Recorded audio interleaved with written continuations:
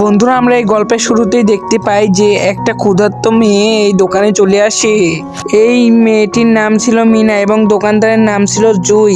এই মেয়েটি বলে তাকে খাবার দেওয়ার জন্য। জুইয়ের দোকানে অন্য একটি কাস্টমার আসায় জুই খাবার দিতে পারে না। তখন সেই মেয়েটি খাবার চুরি করে নিয়ে চলে যায়। জুইও তার পিছে তাড়া করতে থাকে। অন্যদিকে মিনা তার বাড়িতে চলে গিয়েছে। বাড়িতে পৌঁছানোর পরে মিনার সৎমা মিনাকে বলে যে তুই এতক্ষণ কোথায় ছিলি। তখন মিনা বলে আমি একটু বাইরে ছিলাম। তখন মিনার সৎমা দেখে যে মিনা খাবার চুরি করে এনেছে এবং তাকে বকাবকি করতে থাকে। আসলে মিনার সৎমা মিনাকে খুবই বকাবকি করতো এবং ক্ষুধার্ত পেটে রাখতো। মিনা তখন বারবার বলছিল যে মা, আমার খুব খিদে পেয়েছিল তাই আমি খাবার চুরি করে এনেছি। এদিকে জুই লুকিয়ে লুকিয়ে সব কথাই শুনে ফেলে।